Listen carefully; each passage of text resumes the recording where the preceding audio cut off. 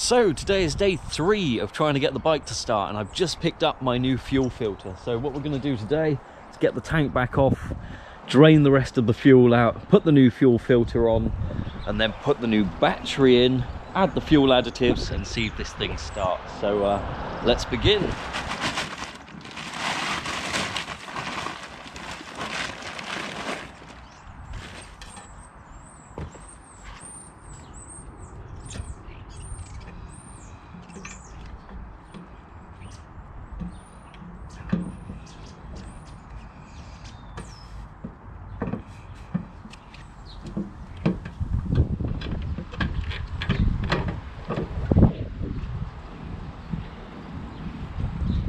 Now hopefully you can see this, just need to get this rubber seal off. There's our nice fuel filter. Squeeze that clip. Come on, out you come. God, that's going to be awkward as well. Don't want to damage this hose.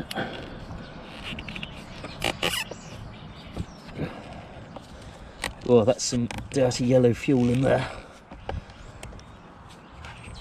Oh.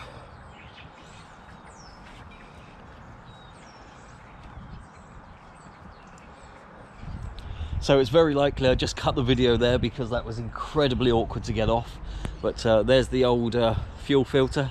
You can see the colour of that is not how petrol should be, so that's pretty congealed.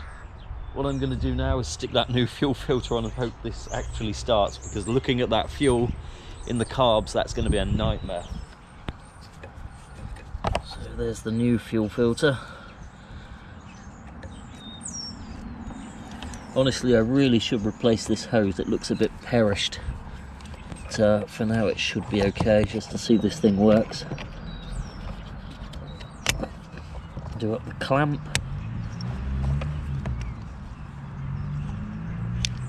There we go, it's nice and on there. So there we go, we've got a nice new fuel filter on there, and the next job's going to slow me down a little bit.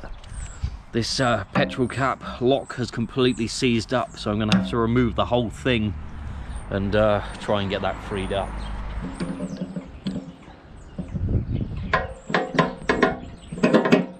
No way. Oh God, that's a mess. So I've just managed to unlock my fuel cap with a screwdriver, which is very, very worrying. That's crazy. Look at that. With a screwdriver, I can unlock and open a fuel cap. Where's the safety in that? So I've just managed to open my fuel tank with an Allen key and a screwdriver, which shouldn't be possible. That's a very bad safety feature. So even without the Allen key, just the screwdriver, I could have got into my fuel tank. But less of that for now. I'm going to get on with cleaning up all of this gunk in here. Now this next piece of advice is golden information if you've let your bike stand for a long time. You want to unscrew these little things under the carbs. These are drainage plugs. So if you can see that, you take these out. If there's any old fuel in there or any old crap, it could leak out of there. So it's always a good idea to do that. We'll just do it for all 4 of these cylinders, and then hopefully this beast is going to start today. Now, if I was to be really sensible about this, I would also change the air filter while I'm here. But the problem is there's not one in stock at the moment for this model, and it would take 4 days to get one by the internet. So I want to speed things up a little bit. I'm going to assume the air filter's okay because it was changed 6 weeks before I put it into storage. And of course there's no air going through, and it's a sealed unit. So what we're going to do now is the big part of all this. We're going to change the battery. I remember there's supposed to be an order which wire you take off first, but I can't remember what it is. As long as it doesn't touch the frame, we'll be absolutely fine.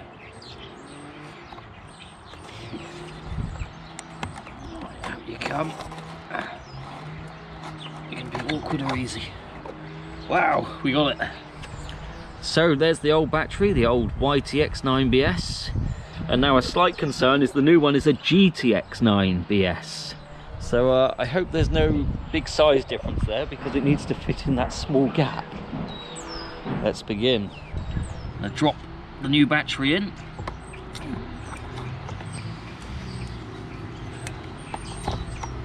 And then once these terminals touch, that's live. Okay, we have new battery, new circuit. Everything's looking good.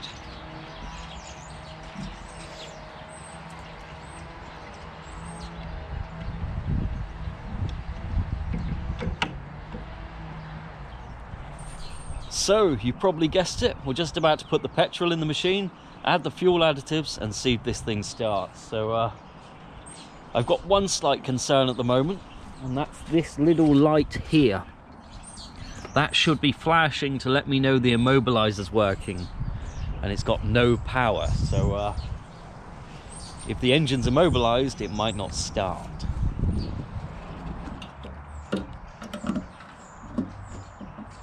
A little bit sticky, but it opens. Petrol in.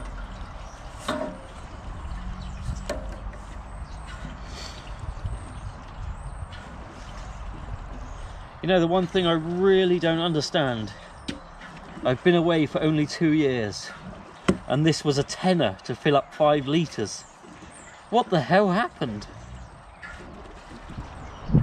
Here we go. So we've got the Moto Power and the Moto Power 2 from Forte. Just going to drop those in and hope for the best. Okay. Oh, little seal. Spike.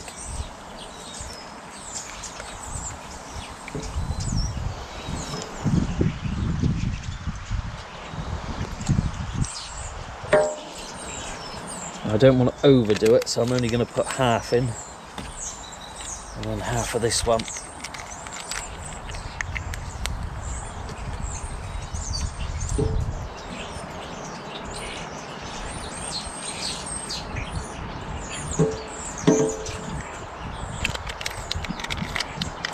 There we go.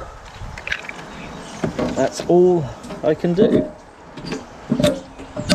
So it's been really fun fixing up this bike. It's been a long time since I've got my hands dirty like this.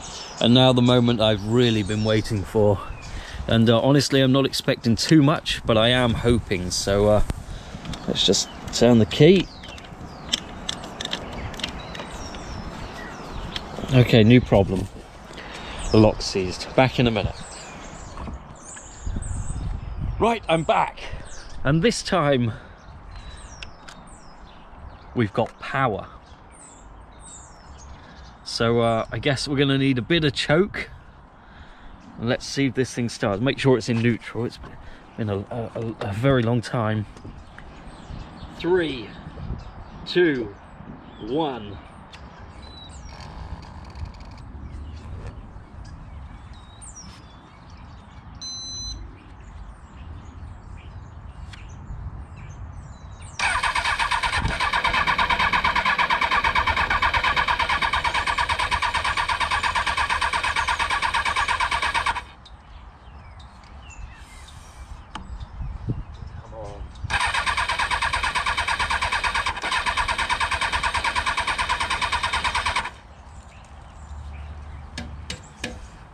Come on, you can do it. One more time.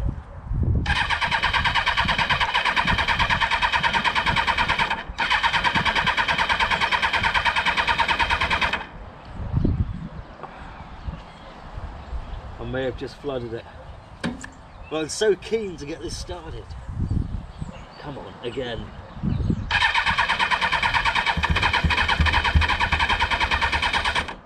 Could you hear that? That is so close. Let's count to 5. 1, 2, 3, 4, 5. Ooh.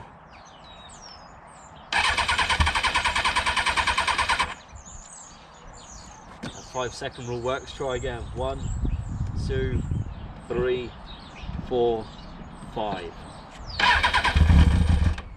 Ooh. It's so close, so close.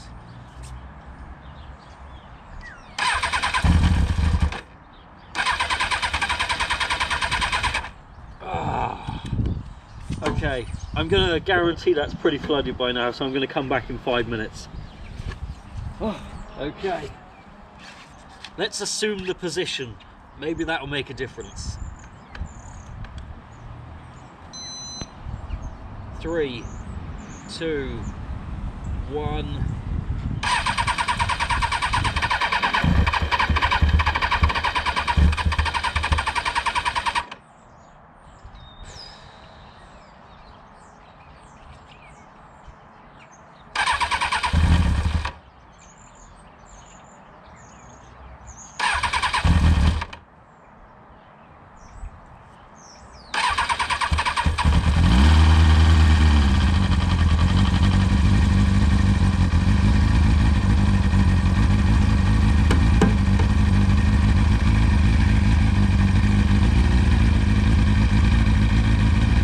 It's alive!